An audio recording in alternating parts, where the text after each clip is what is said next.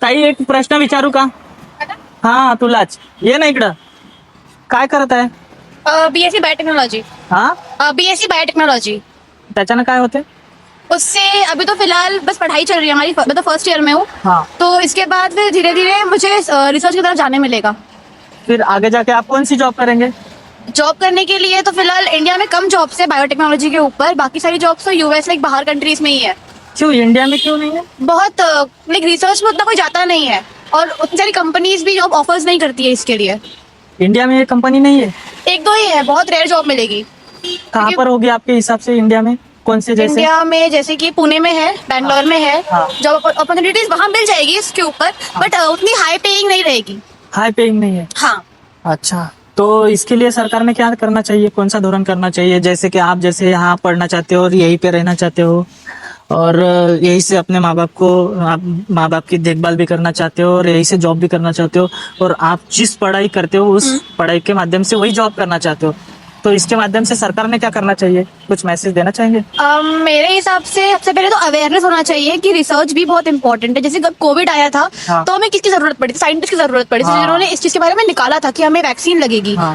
Vaccine हमने निकाला था. लाइक हम इंडियन सबसे पहले इंट्रोड्यूस किया था कि वैक्सीन हमें, हमारी तो वैक्सीन काम कर रही थी. तो उसी तरीके से मैं चाहूंगी कि हमारा जो गवर्नमेंट है वो समझे कि साइंटिस्ट की बहुत ज्यादा नीड है अभी हमारे इधर.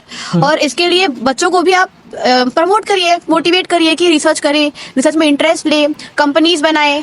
तो अच्छा एक बात बताइए, ये जो हाँ? कंपनियां हैं ये हाँ? विदेश में ज्यादा है, हाँ, तो ऐसी कंपनियां इंडिया में आना चाहिए या नहीं आना चाहिए? आना चाहिए. आना चाहिए. आना या चाहिए. आप इधर पढ़ रहे हो, हाँ. आपके माँ बाप इधर है, आपका घरदार परिवार इधर है और आप विदेश जाके हाँ, तो ये जमेगा नहीं. पेरेंट्स को फिर बच्चों की भी तो नीड होती है. होती है ना. हाँ. और आपके माँ बाप भी चाहते होंगे हमारे बच्चे यहीं पे रहे. हाँ. अब विदेश में जिस भी देश में ये कंपनियां हैं बड़ी बड़ी, तो वहाँ के खर्चे भी बड़े बड़े होंगे. बराबर. अगर यहाँ से यहाँ पर पहले ही इंडिया में पैसा कम है लोगों के पास, तो अफोर्ड कर पाएंगे क्या उधर जाके शुरुआत नहीं, में? शुरुआत में नहीं होगा.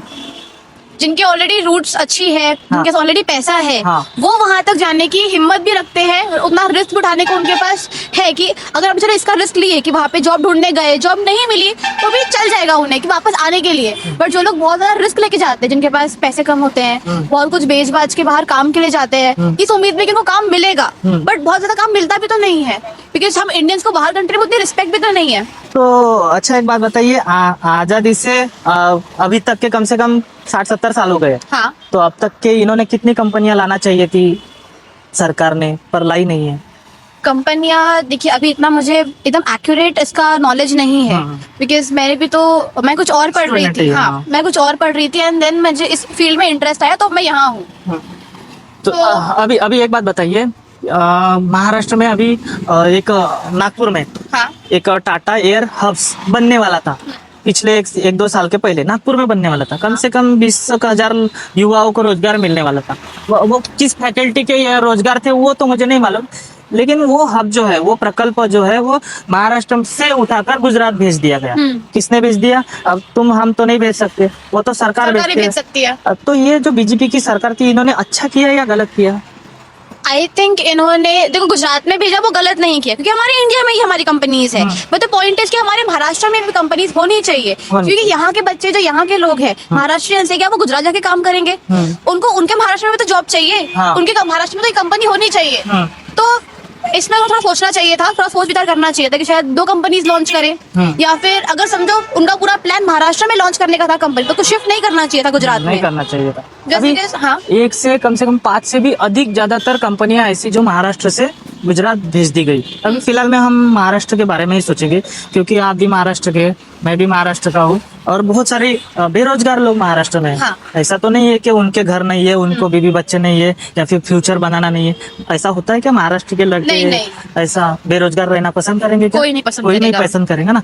तो ये जो सीएम साहब है अपने बीजेपी के सरकार में बसे हैं, उन्होंने ये सब कंपनियां गुजरात में ट्रांसफर करके अच्छा नहीं किया या नहीं किया, ये बताइए. अच्छा नहीं किया, बिकॉज वो महाराष्ट्र के सीएम है और उनका पहला प्रायोरिटी महाराष्ट्र को सिक्योर करना और उसको ग्रोथ करना इम्पोर्टेंट है. प्रायोरिटी लिस्ट में वो आना चाहिए, ना कि यहाँ की कंपनीज आप वहाँ शिफ्ट करो. किसी भी रीजन की वजह से बोलो, या आपके आपसे समझौते की वजह से बोलो, कंपनी अगर महाराष्ट्र में भी डेवलप होनी चाहिए, बिल्ड होनी चाहिए, ताकि यहाँ के लोगों को काम मिले।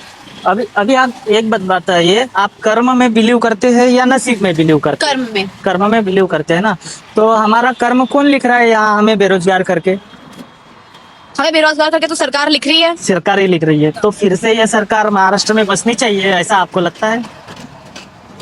अब मैं भी एक वोटर हूँ, हाँ। और मैं ये कह के अपना वोट डिस्क्लोज नहीं करना चाहूंगी। हाँ, लेकिन जनता को मैसेज पहुंचाना है कि जो हमें बेरोजगार बना रहे हैं, हाँ। वो फिर से सरकार में बसे या ना बसे, ये देखिए, सरकार हाँ। तय तो जनता करेंगी, हाँ। लेकिन आप अपनी राय बता सकते हैं। देखिए, जनता तो ऐसी है कि उन्हें उनका फायदा जहाँ दिखता है वो सरकार की तरफ जाती है। वो आने वाले 10 सालों के बारे में कुछ नहीं सोचती है, आने वाले 5 सालों के बारे में कुछ नहीं सोचती है कि अभी जो सरकार आएगी वो आने वाले 5 सालों में हमारे लिए क्या करेगी, यूथ के लिए क्या करेगी, बूढ़ों के लिए क्या करेगी, बच्चों के लिए क्या फैसिलिटी लाएगी।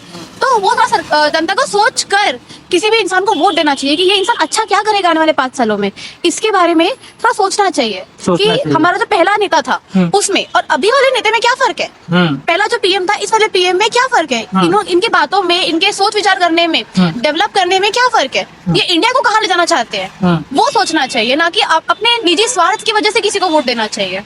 हाँ, अभी एक सवाल हो, लोग है ना दारू पीते हैं जब चुनाव आते हैं। हाँ। नेताओं का काम है दारू पिलाना, हाँ। पैसा देना। हाँ। तो लोगों ने मतलब जो वोट देते हैं उन्होंने दारू पीकर वोट देना चाहिए, पैसा देकर वोट देना चाहिए? नहीं, वो तो बेसिकली अपना वोट बेचना हो गया। बेचना हो वो गया। तो वोट बेचना हो गया। हाँ। वोट तो एक इंसान का अधिकार है किसी को देना। हाँ। वो तुम्हारे वजह से वो इंसान आया है, ऐसा समझ के चलो कि तुम्हारा एक वोट ने उस इंसान को चुनकर आगे लाया है, क्योंकि तुमने उसको वोट दिया है। तो होश और आवाज में वोट दो किसी भी इंसान को, ताकि तुम्हें